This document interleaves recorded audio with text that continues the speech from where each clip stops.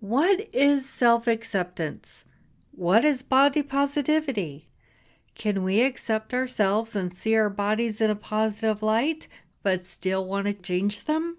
Stick around. I'm going to be talking about this today on the podcast. Welcome to Carnivore Women Uprising with certified life and weight coach Elizabeth Pirch. Each week, Elizabeth will teach you how to rewire your desire and retrain your brain so you can have the strong, healthy body and active, adventurous life you want.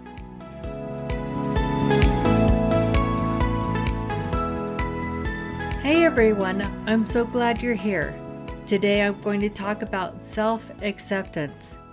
What is it exactly? I can't remember a time in my life when someone wasn't telling me that I had to accept myself. But accept what? Before we begin, how are you doing on the challenge from the last podcast? Did you put a smiling selfie on the home screen of your phone? What did you think? How did it work for you? Please send me an email and tell me what happened. You can email me at ep@elizabethpirch.com. I can't wait to hear how it went.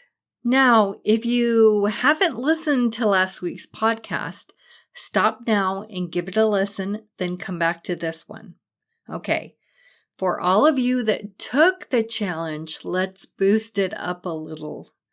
Take another photo today of you smiling and put that one on your phone. Now make sure and keep the first one you took. I know you probably don't want to take another photo, but please take a new one. I have a plan, a big master plan. Stick with me here. Okay, on the topic of self-acceptance. I've done a lot of research on this subject. I dove deep.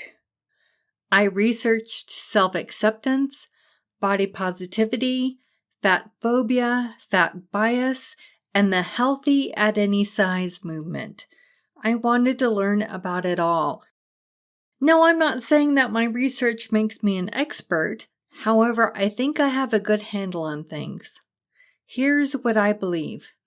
A woman can appreciate, love, and celebrate her body at any size.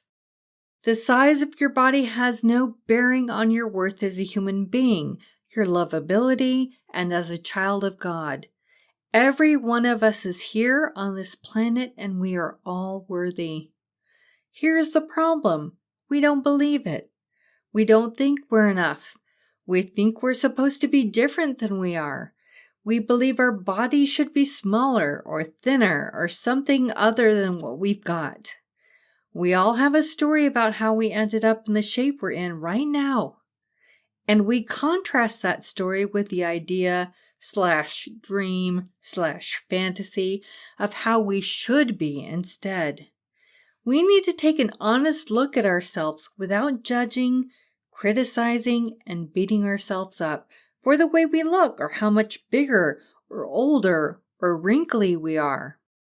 We need to cut ourselves some slack and ease up on the self-loathing and struggle.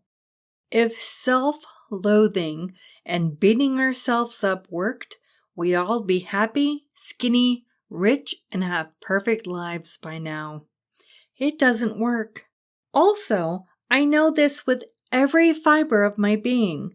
If losing weight for the last time and improving your health is your goal, you must appreciate, love, celebrate your body. To do this, you need a new perspective. Let's go back to my statement about you being a worthy human. I've found knowing who I am and what I'm doing here and where I'm going grounds me and helps me remember the point of it all. Now, this is what I believe. There is absolutely no requirement for you to believe the same way. However, if you want to permanently change your body, health, and lose weight for the last time, you will need to ground yourself in your beliefs about how you got here, why you're here, and where you're going. Now, I believe I am a child of Heavenly Father, and this body I have is a gift. I didn't create it myself. I was created, and it isn't my job to judge the gift I've been given. I do get to marvel and appreciate it. My body is the vessel I use to experience the wonderful contrast of life. I also believe that my job while here is to make choices, love, learn, and be the best person I can be and be an example of love. I was never promised life would be rainbows, daisies, and unicorn glitter farts. No one is. And when I argue, complain, and rail against what is, I lose 100% of the time. The results of my choices have brought me to where I am now. I take responsibility for my thoughts and feelings, and I'm not perfect at it. I'm human with a human brain. I'm working on accepting all of me. What other choice do I have? What is the upside of hating myself or my thighs or my bat wings? So this is what I think. You are free to borrow my ideas or not.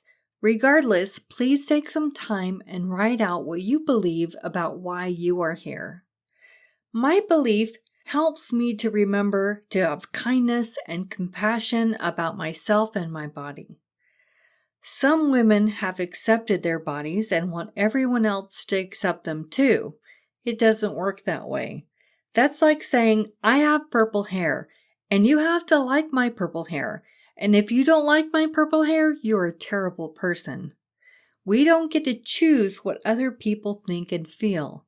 It would be great if we did, and boy howdy, I've tried to make the people around me think the same way I do for a very long time. It never works.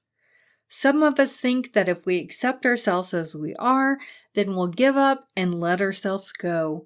We'll blow up like Lulu on Hee-Haw. It's not all that black and white. If we accept and love ourselves, we can make changes from a good place, and the changes will stick. When we reject ourselves and try to make changes, they never stick, and we're never happy. What if we stopped arguing with, complaining about, and hating on our bodies and started to enjoy them? What would happen if we embraced our bodies and really took care of them? What would that look like?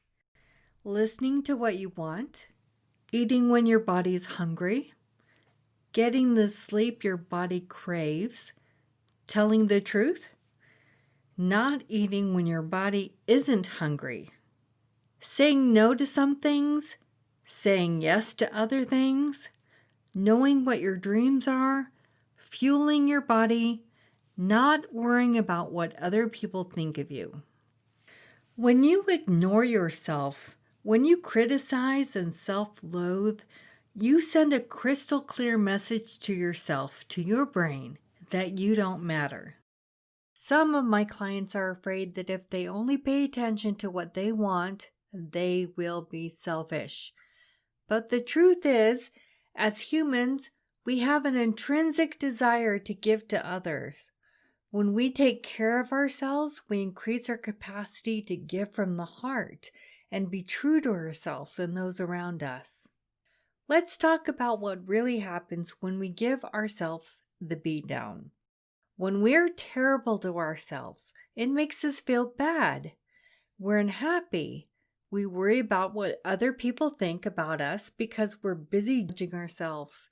It's tough to tolerate. It's miserable. We buffer to cope and give us a shot of pleasure or dopamine to make us feel better. We give in to false or short-term pleasures to avoid the miserableness of what we're feeling. When I use the term buffer, I mean the actions we take to avoid feeling negative emotions. We buffer with food, Netflix, shopping, video games, etc. You get the picture. Years ago, Bill and I lived in rural Southwest Alaska, in a little fishing village called Dillingham. The only way in or out of the village was by plane or by boat in the summer or snow machine in the winter. There were no roads to Dillingham. We both worked at the hospital there. I really felt isolated.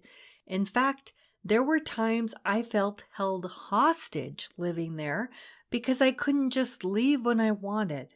I couldn't go shopping or to the movies or anything that I took for granted when I lived on the road system. Things I could do were to cook, bake, and eat. And I did a lot of that. I was so unhappy, and I blame my unhappiness on living in Dillingham and the other circumstances of my life. The more unhappy I was, the more I ate. Then I would beat myself up for getting heavier. I would even be more miserable, and I would eat to make myself feel better. Did that all work? Yeah, I did feel better. You know I did. You know what I'm talking about, don't you? And you know that feeling better only lasts for a little while. Remember that emotional triad? Seek pleasure, avoid pain, do the easiest thing? This was my vicious cycle of weight gain. So how do we accept ourselves? How do we take care of ourselves? Well, we do a couple of things. We do the hard things. We honor our promises to ourselves. We are willing to be uncomfortable. This doesn't mean we give ourselves the beat down, wear ourselves out, walk farther than we can, or run faster than we have strength. Self-love and acceptance come from caring and listening to yourself. Using love and not force to do the hard things is where real change takes place. Our brain is wired for survival. It's not wired for self-development and growth. We have to embrace ourselves to thrive and experience all life has to offer. We have to lean into discomfort and stop buffering to make our dreams come true. We have to learn to like what God has given us, even come to love ourselves and our bodies. No matter if you're too loud, have thick thighs, jiggly tummies, bat wings, and wrinkles. So how do you start to accept yourself? You need to discover the story about how you think your body should be different. Everyone has a story about why their body is the way it is. You have to uncover the story so you can let it go. Take out your journal, notebook, or piece of paper and answer the following questions. We're going to do this in 3 parts. Part 1. What do you think is wrong with your body? How should your body be instead? Where did you get the idea of how your body should be? And how would your life be better or different if your body was the way that you wanted it to be? Why? How do you feel when you think about how your body should be? Part 2. Describe your body as if you were describing it to an alien who couldn't see you. Be objective. Be factual. Don't use emotional adjectives. Be neutral. How does your description make you feel? Part 3. Now make a list of things you can do with your body today just as it is. For example, I have eyes, I can see the sunrise. I have ears to hear my grandkids sing. I have hands to pet my cat. I have feet. I can walk. I get to sleep. I can wash my hair, and so forth. How does this list make you feel? Take your time with this. There's no prize for hurrying through this exercise. Good. If you'd like to have these questions, they're in the show notes at www.elizabethpirch.com/pod3. Take your time and think about your answers and how they make you feel. This is going to stretch your mind and open it up to thinking about yourself differently, kinder, gentler, less mean. Here's the truth. I'm not perfect, and I don't have all this down pat. I do this work every day, and I don't want anyone to think this is easy for me, and it's not. When we want to make lasting changes in our lives, we have to examine our thinking. We have to let go of our shoulds. I have a friend that says, quote, just stop shitting on yourself, end quote. Okay, from the top. Number 1, take a new photo of yourself and put it on your phone. Number 2, write out your origin story. Why are you here? Number 3, write out the answers to questions I asked about how your body should be. How do the answers make you feel? Number 4, describe your body in factual, neutral terms. How does that description make you feel? 5, write out all the things you can do with your body right now, today. How does this make you feel? 6, email me and let me know how you did. Now, this doesn't have to take a lot of time. Just put pen to paper and write. Thank you, and until next time, have a great week.